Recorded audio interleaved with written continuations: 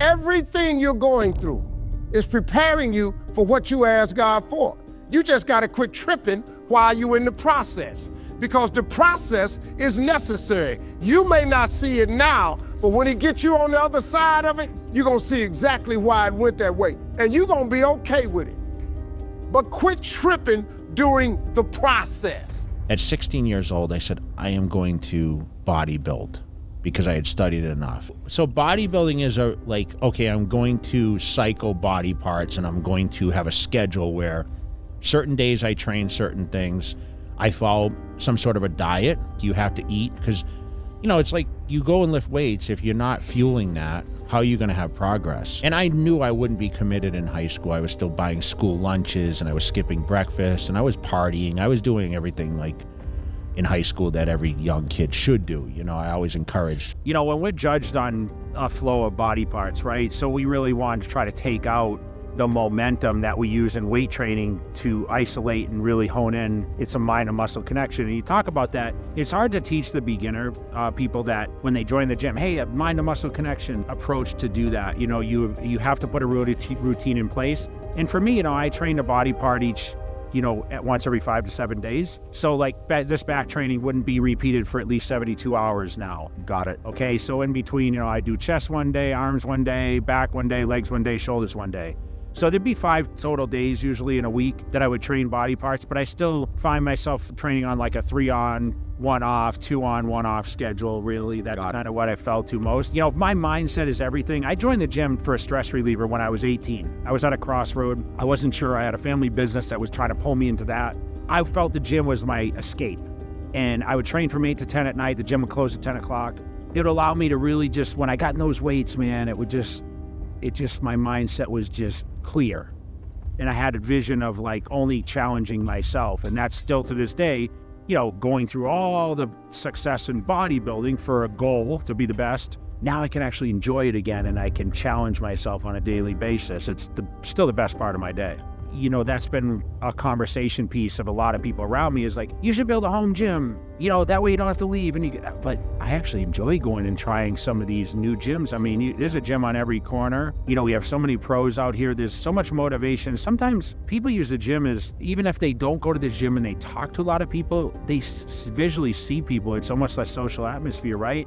I mean, that's extra motivation. So for me, on days I still need pick me up, man. To be honest, I mean, I still admire people. People still give me influence. I almost did it as, I'm not gonna lie, it was, you spoke to me a little bit about, you would post your lighter sets when you trained, right? Yeah. Run your social media. So what I would do is, I remember I was shooting DVDs, which was early social media. I would show myself training at 2 a.m. because I knew no one else was doing it. So for me, it was kind of like, wow, Jay Cutler's training in the middle of the night. And I would talk about how I train 4 times a day between cardio sessions. I do 2 weight sessions. So I would be in the gym at 2. I mean, it was like, wow, it just showed the intensity and, my commitment to what I did to be able to wake. And I would honestly wake up. I would wake up out of a dead sleep. So I'd go to bed probably 9 or 10 and I'd get up and eat a meal at around midnight and I would be in the gym at 2 and I'd get home and go back to bed about 4 or 5 and I'd wake up at 10 and start the day again. So unfortunately, I still believe you should sleep 6 hours, like a 5 to 6 hour, but you should get in that deep REM sleep pattern. And I don't feel I was doing that at that point. Looking back, I mean, was it actually necessary? Probably not, but it did really intrigue my competition and wonder, wow, is that why Jay's the best at what he does? And it also gave me a challenge, right? Because after, I trained for 16 weeks for a competition. So after 8 weeks, I was like, okay, this is monotonous.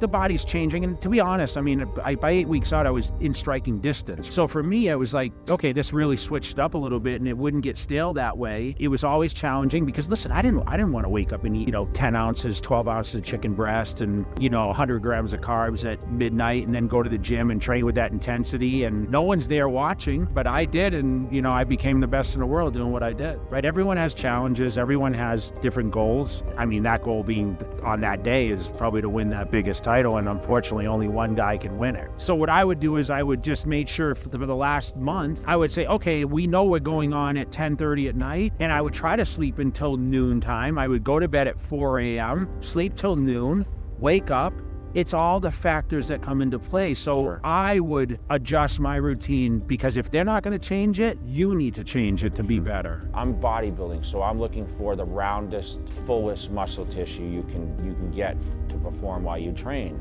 And I feel that carbohydrates, I mean, you're gonna get that through eating carbs, and it's, like I said, you have to time those and eat them around the training. So anyone even trying to lean out, bulk up, whatever, you gotta get those calories. I tell everyone there's 3 most important meals a day. First meal of the day and the meal before and after training. Those 3 meals, they have to be calorie dense meals. Remember, this is an era where nowadays there's so much equipment out there. There's hammer strength and there's a lot of leverage machines.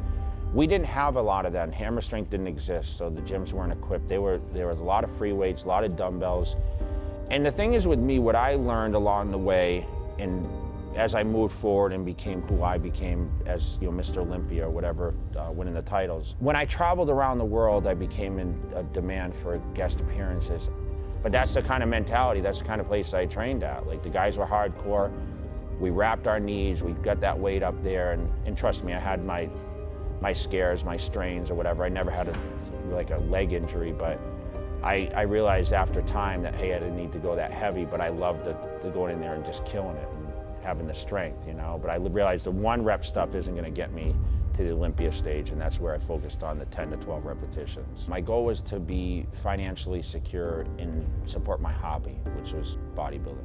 And I had this vision of, okay, if I can just do guest appearances and make money. And I developed a lot of networks, and that's the thing, is I communicated with a lot of people. I remember when I first started, I would send out like a little sheet, and it would say, guest pose, I'll come, 10-minute guest posing routines, and I would send like a picture and kind of like a bio, and I would send it to all the promoters. I'd have a list in the back of the magazines, and I'd say, I'll come out to your show. And I remember at the time I was charging like $500 or $1,000, and I was known in the magazines, but not super popular. And I would get hired to come to these appearances, and people would like me so much because I was such a people person that they would, bring me back eventually. And then of course it rolled into more and more money. And for me, that was kind of what I was looking to do. But along the way, I actually got better and better and better.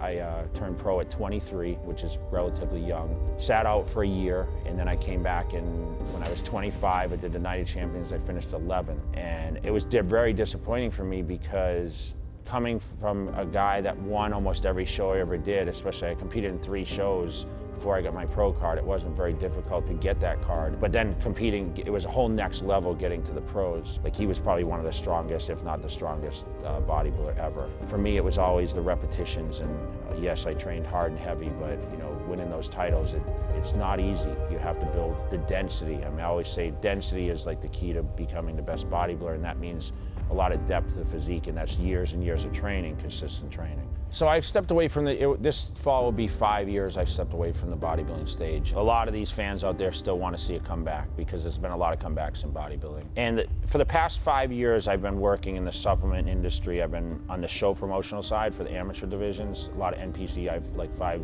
NPC shows that carry my name. I do the seminars. I'm still very active. I'm going to continue to do that, be the best I can still be. And I'm still in the gym at least 5 days a week. That's the most important thing. I can honestly tell you at 44, my biggest priority of the day is going to the gym. Like, I still train for an hour. I get up every day, I do cardio. My goals body-wise aren't what they used to be.